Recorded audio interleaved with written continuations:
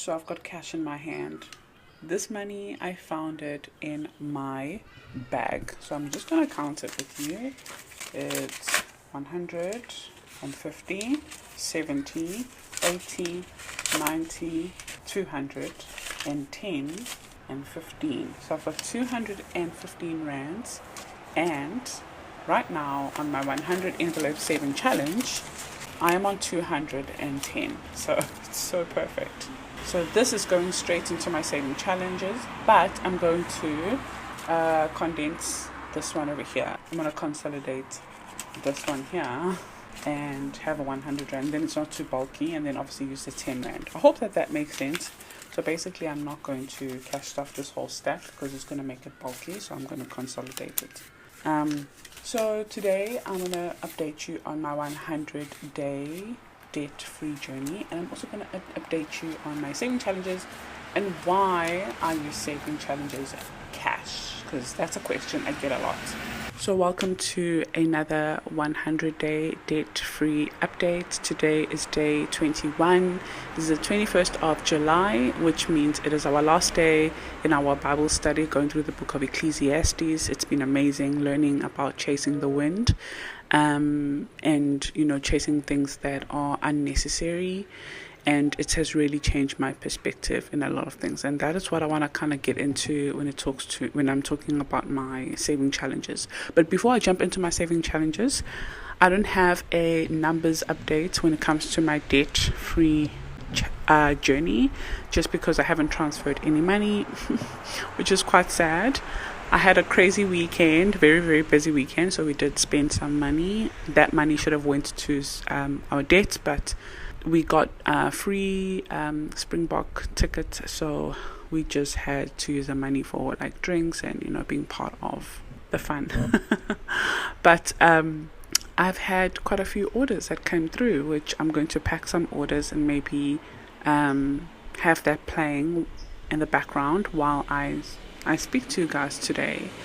And that money, when it clears, I'm going to use that to then put into our debt-free update, so our debt-free challenge.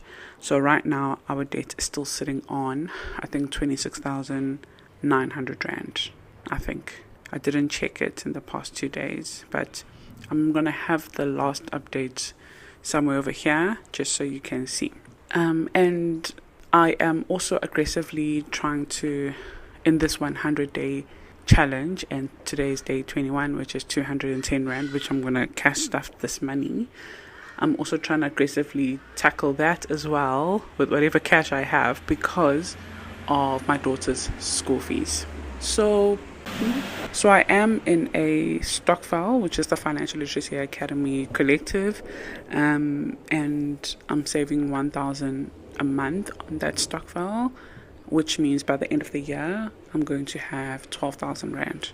But my daughter goes to a school that costs way more than that. Last year, the school fees was 40,750 if you pay before the end of February. If you pay after that, it's 42,000 for the year. So I opted for the early fee. So basically, I'm assuming that this coming year, it's going to be around 41,000. So I need to make sure I have 41,000 available by February so that I can pay off my daughter's school fees, because I don't like paying monthly on school fees. As someone who is self-employed, I don't have a consistent income. I don't want to worry about school fees. But the question I keep getting is, why are you using cash? Why don't you just save the money online and on your bank and things like that, and interest and I'm not going to really talk much about interest. Obviously, you already know I'm a financial planner, so I understand how interest works. I understand how investing works. I'm in masterclasses every week to understand more about compounding interest and how to guide my clients. I have investments as well. I'm an investor myself. I have a provident fund. It's a preserver because it's where I used to work. I have a retirement annuity, investments for Skylar's future education. I have a portfolio and I understand how investments work, but that is for long-term plans. If I'm saving now, starting July, which has been 21 days, and I need to access the money by January, I am not going to put it in a stock market. I'm not going to put it in a portfolio. It doesn't make sense to me. And right now, with the oil changes and a lot going on in the market, you don't want to focus on just short-term investments, because there is a chance that by the time you need the money, it will be at a loss. So I don't want to put my short-term goals in that.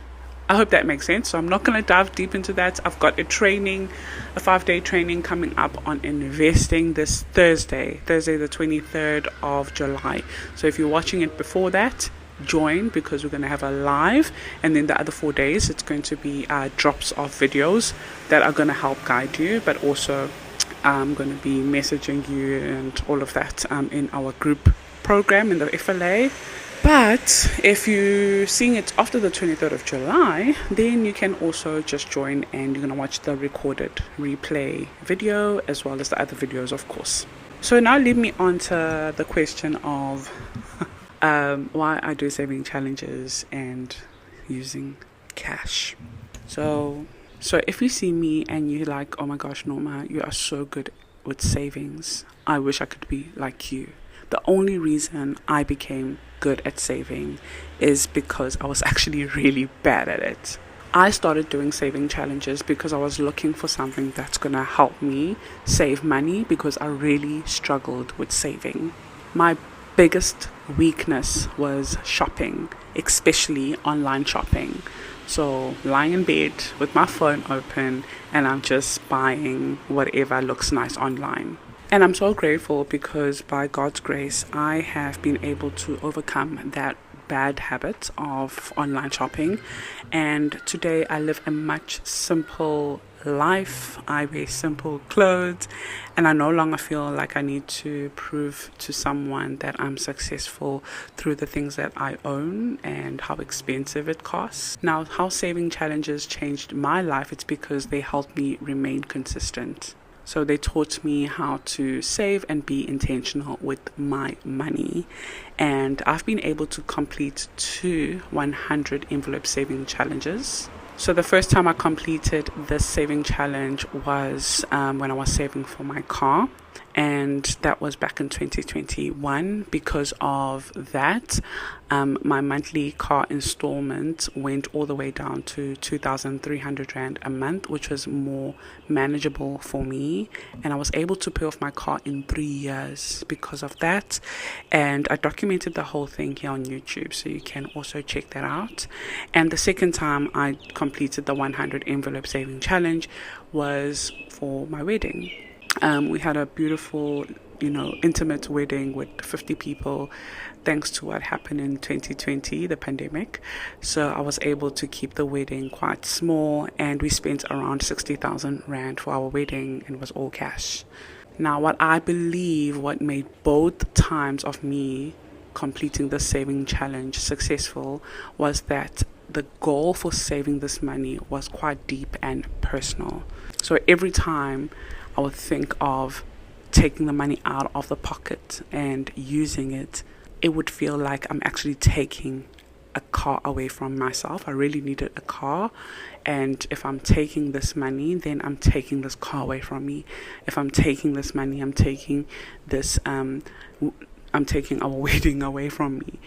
So you have to attach your savings challenges, your goals, to something very personal and deep. And that's the psychology of saving money and being successful and consistent. Once you attach the reason, and that's why I always say, invest with purpose, have a strong why, save with a reason. It's because then it becomes much harder to spend that money impulsively, and you are more encouraged to achieve that goal. So if you want to learn more about saving money and being consistent and paying off debt, investing, building wealth, starting a brand, making money online, one day leaving a job maybe you're no longer happy with, then join my Financial Literacy Academy. I think it's the best place for you to learn, and having God as a foundation of it all. And thank you so much for watching, everyone. I hope you enjoyed today's video. In our saving challenges, I'll have how much we have saved for now. I think it's going to be on 2,210. I could be wrong, but I'll have it somewhere here on my app. And if you want the binders, they are selling quite quickly, so I'll have that linked below for you. Bye.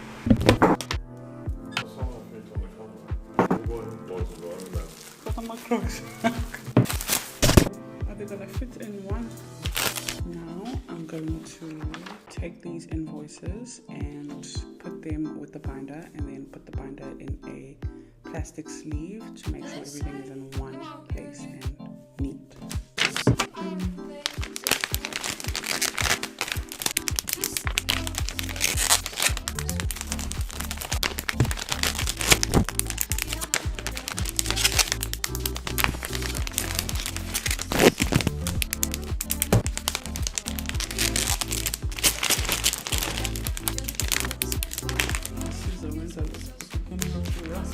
Before making it order.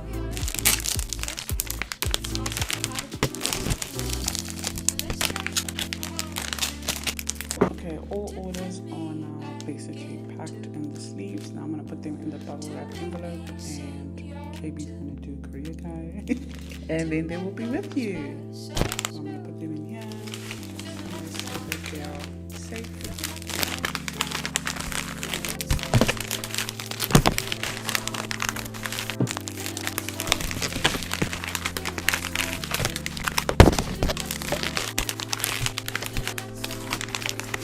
Okay, these two are going together. Let's see if they're going to fit. All orders are now packed, ready to be collected. They're going to go into the courier guy where he goes. Okay.